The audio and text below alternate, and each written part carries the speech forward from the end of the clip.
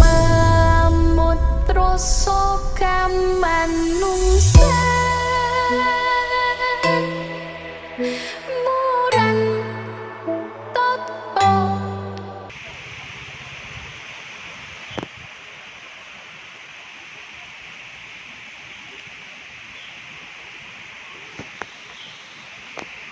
Ini di sini kemarin saya juga sempat mengambil video, dan di sini ada sebuah pohon besar, ada jembatan. Ini kondisinya sekarang itu. Kenging bencana alam. Nggih.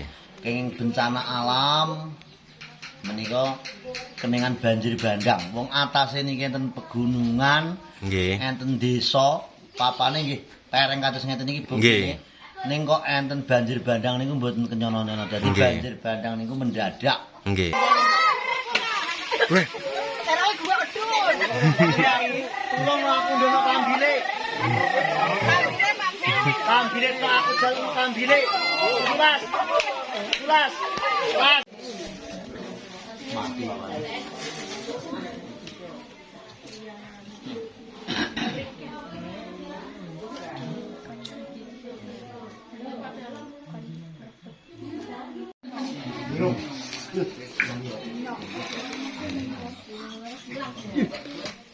Bangkong. Oke, kokon hari ini satu ini Mas ya.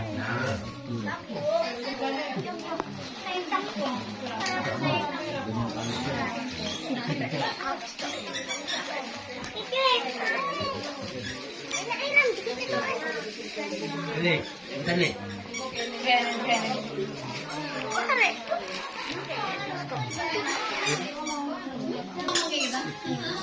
Assalamualaikum warahmatullahi wabarakatuh. Waalaikumsalam warahmatullahi wabarakatuh.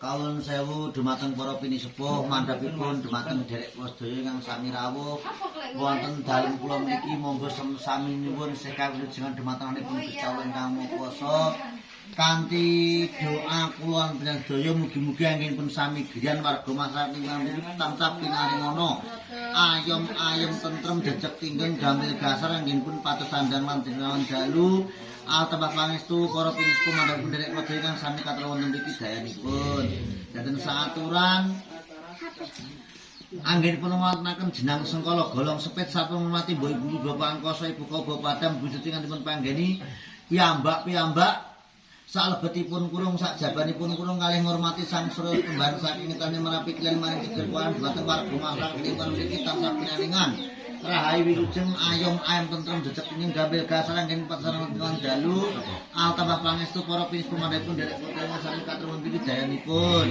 daten saaturan anggenipun ngawontenaken daten saatran ngurmati rinten kelawan dalu perang gambarang keping den 7 kudiang hojabungku naga dina paten dina jating aran wasilingsa 12 taun 8 windu sekawan wasa ngadam 10 awane dinten Jumat Kliwon punipun medangkungan saperlu kangge sedekah bumi utawi nulak balak warga masyarakat lingkungan Jurang Sempu RT 3 mriki mugi-mugi paringana rahayu wilujeng ayem tenanggenipun sami griyan sedaya tansah manggih keselamatan kebagas warasan dipun barokah dumateng Gusti Allah ingkang Maha Kuwasa asal tambah pangestunipun para pinisepuh mandhapipun sederek kula sedaya ingkang sami rawuh wonten mriki sedayanipun dereng sampun malih anggenipun ngamuntenaken sekosok lan lembaran mai pitik-pitik mulus sabtu hormati Kanjeng Nabi Muhammad Rasulullah sallallahu alaihi wasallam ingkang jumlah sabtu sadawu sekabatipun dermat Kanjeng Nabi Muhammad pantanipun warga masyarakat Jurang Sempu ingkang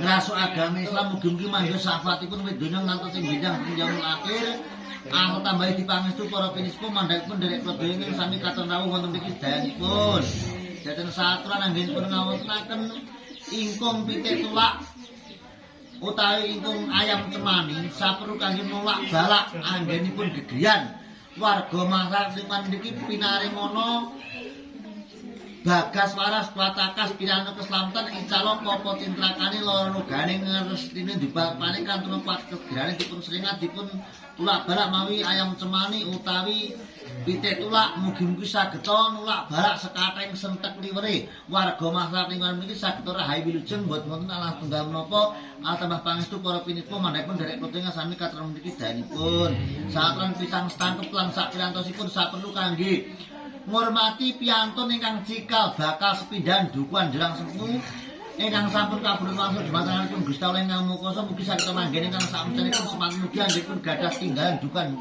kusipun dukuhan lempeng dipun panggeni warga masyarakat lingkungan mriki paringana ayem-ayem tentrem jejeg tinggeng gampil gasel anggenipun pados sandang lan dene lan dalu warga masyarakat lingkungan jelang sempuh ingkang dipun mong dhumateng Mbah Wagimun mugi-mugi sedaya dipun paringi bagas waras kuat akas gampil gasar anggenipun pados sandangan tuan dalu serta tambah pangestu para sepuh mandhapipun derek kotengan sami katraman mriki dayanipun daten jenang sengkala saperlu nyengkalani cedhak truning kala-kala sing kedhek sing kelek sing kesampar sing kesandung kala ngadang ban mujur lurung sakta nebene sambikane sumilah sumingkir glorosane kajengan kula saperlu kangge nolak beka kala ingkang sampun tobalan dereng tobat lan anggenipun ngawontaken bujeng 3 mawi ketan abrit, ketan cemeng, ketan petak menika saperlu nyemerapi roh putih saking bapa rabang saking biyung lan ketan cemeng menika dados ayangan dewa manusa mugi-mugi pinaringana ayam-ayam dipun sirahaken godhongan dhumateng Gusti Allah ingkang Maha Kuwasa saged wangsul dhateng mula-mulanipun ampun ngantos ganggu damel kalih warga marang mriki tebih saking bencana tebih saking daya panggoda pangantono asal tambah iki pangestu para pinispo mandhapipun derek kotengan sami rawuh wonten mriki sedayanipun.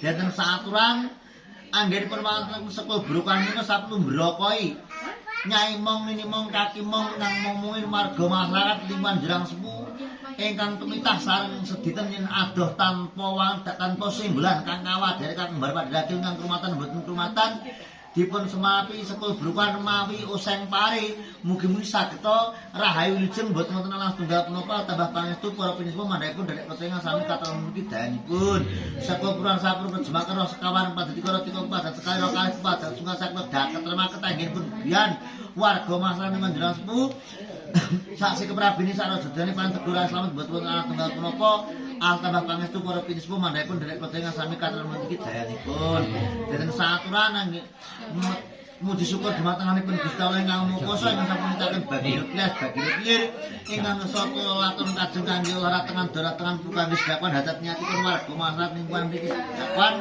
sedekah bumi wonten dinten jemaah kliwat nukunipun medhakungan sageta manggih rahayu wilujeng boten wonten alas tunggal punika dipun kabulaken dhumatenganipun Gusti Allah ingkang Maha Kuwasa tambahi dipangestu para pinispo derek kula sami katon mriki dayanipun apabila ampun mekaten anggen kula ngikraraken wonten kirangipun Gusti Allah ingkang Maha Kuwasa sageta paring kinabulan wa akhiran wa bila taufik wal hidayah wa diwainaya wassalamualaikum warahmatullahi wabarakatuh. Waalaikumsalam warahmatullahi wabarakatuh.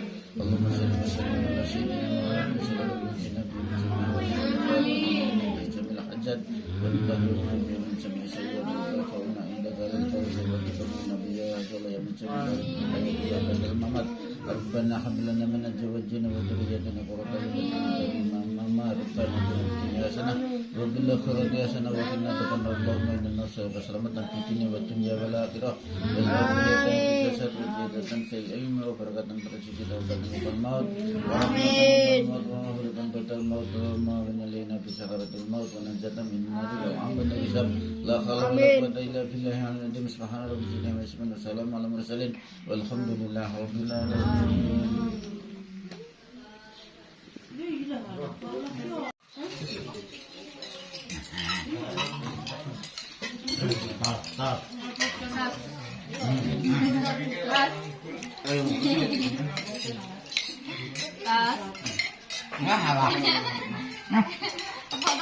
Tepuk.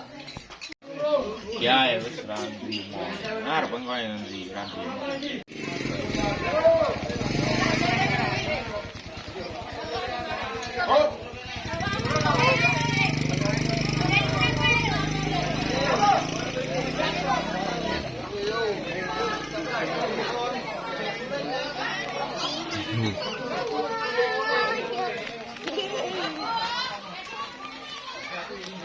Ayo, sedaku.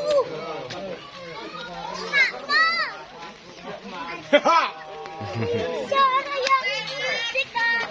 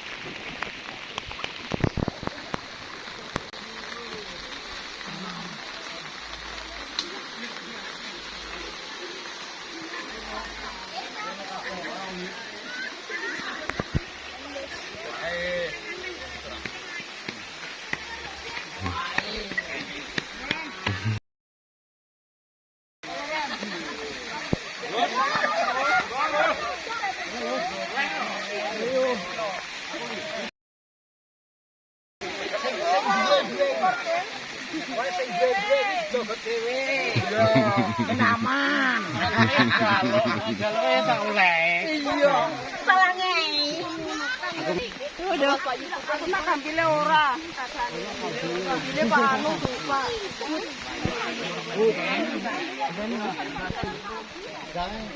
Selamat Jun.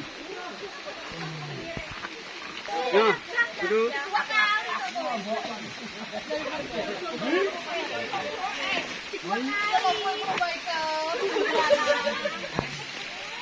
Apa sing pengen pahit?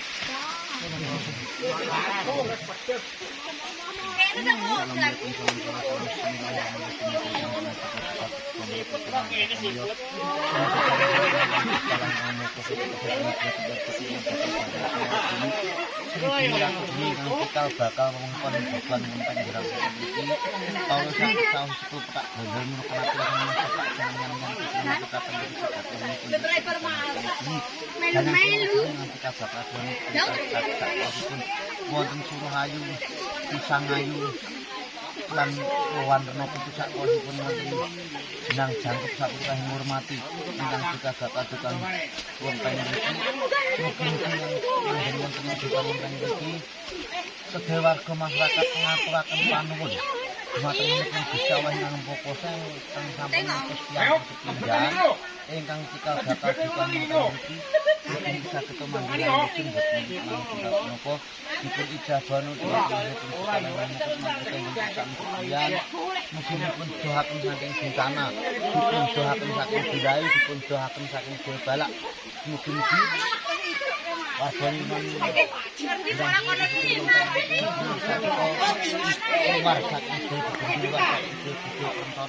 luar saking luar yang sageto aman buat menghormati dan kawan ingkang kita selamatan selamat bisa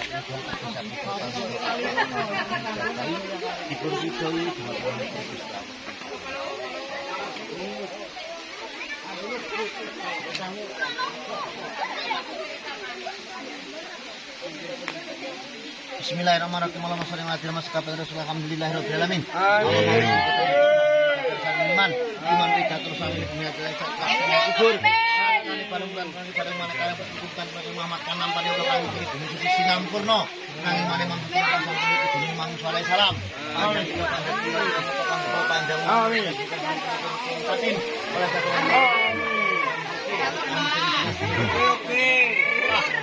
Amin. Halo bos. Halo.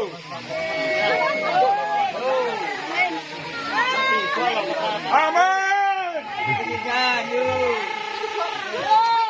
Amin.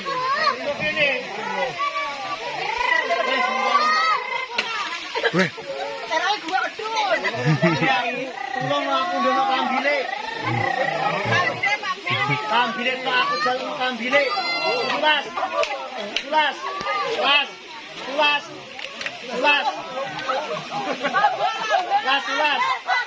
Kambile tak jaluk. Ambil. Bon, kambilnya bon. Kita mau kan sampai muncul. Oke. Kenapa orang muncul?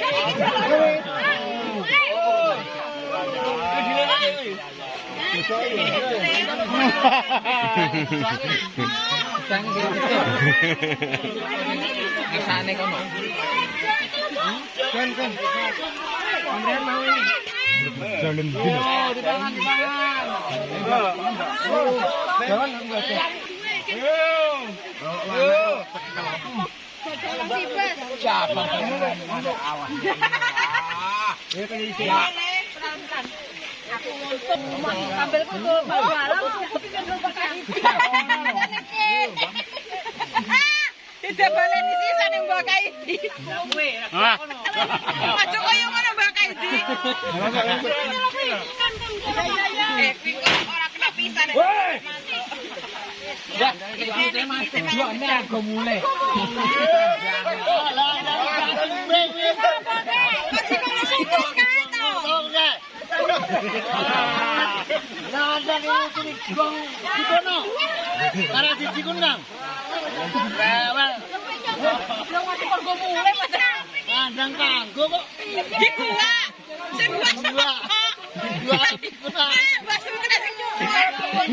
Mantap. Badai tangket Pak mengenai tentang bersih dusun teng lingkungan Jurang Sempul mriki sejarah pripun niku awal-awal ini. Nggih ngeten Mas. Menika kula nggih namung dongeng dadi sejarahe ngeten. Awal mulanipun menika dukuhan Jurang Sempul bagian wilayah Nglempeng mriki nggih pokoke dusun Jurang Sempul niki jaman semonten kenging bencana alam. Nggih. Kenging bencana alam menika keningan banjir bandang. Wong atase niki enten pegunungan, Nggih. enten desa, papane nggih lereng kados ngeten iki bukti. Ning kok enten banjir bandang niku mboten kenyono-nyono. Dadi banjir bandang niku mendadak. Nggih. Tanpa diduga tiba-tiba ning banjir bandang niku sing mboten umum ngantos warga masyarakat mriki ini sedaya pokoke meliputi satu dusun Jurang Sempul niku kathah mboten kok mboten namung sekedhik ning kathah sing ngungsi ngantos ngungsi niku Diungsikan nggih. diungsikan kalih pemerintah desa niku nek ngantos pinten-pinten dinten kula nggih mboten ngitung mboten ngertos. Nggih. Carane wis ora iso ngitung pirang dina ngungsi ngantos nganteni titik aman ngantos nggih par. Nah akhire nggih saking musyawarah para pinisepuh, para sesepuh utawi para tokoh masyarakat zaman siyen niku dipun padosaken sesepuh spiritual. Nggih. Menika kalih ingkang anu menika ritual utawi ingkang cara adat Jawa niki ingkang nyirep niku panjenengan yang Begawan Sampurna Jati. Nggih. Ingkang miji saking wewengkon Gunung Dieng Wonosobo Nggih. zaman semonten lajeng alhamdulillah aman nggih niku welinge yang niku ingkang baken wilayah lereng-lereng Gunung Gajah niki dugine Pok Nyampuh nggih sing paling wingit sak dusun Jurang Sempul sing klebet paling wingit angker cara bahasa sakral niku namine Pok Nyampuh niku. Nggih. Pok Nyampuh niku kejamah wong niku mawon nek ten mriko niku nek ngantos nek tujuane sae mboten napa-napa ning ngantos ndamel elek enten mriko napa ngrusak anu mriko niku. Nggih. Dongenge lho Mas niku. Nggih. Pokoke nggih dados masalah ngoten kalih sing mboten ketawis mestine kula dhewe nggih namung dongeng. Lah niku bareng sak sampunipun banjir bandang niku sing banjir bandang sing mboten wajar wong mriki niku perengan kok iso banjir bandang kan ngono. Niku dirasa niki terus banjir bandang niku ngantos nelasne napa-napa, pokoke nelasne napa-napa ngantos warga masyarakat niku ngantos diungsikan kalih pemerintah desa.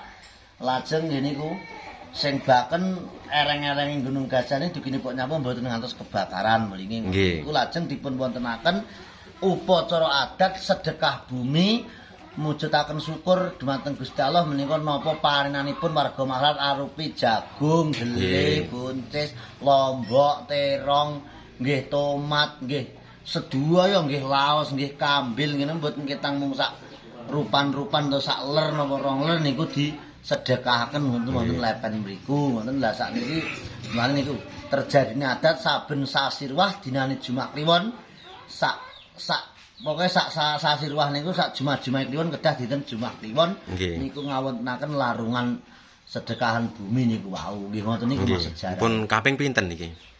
Pun mboten saged ngitung Mas. Anu sedekah bumi niki pun saged ngitung. Lawas nggih pun dangu nggih. Nggih ngoten niku. Ngoten niku Mas dene critane sedekah bumi awal mula. Nggih. Sedekah bumi dipun wontenaken ngantos sak mriki niku nggih ngoten niku wau. Nggih. Kirang langkung. Nggih. Nggih, matur suwun. Nggih.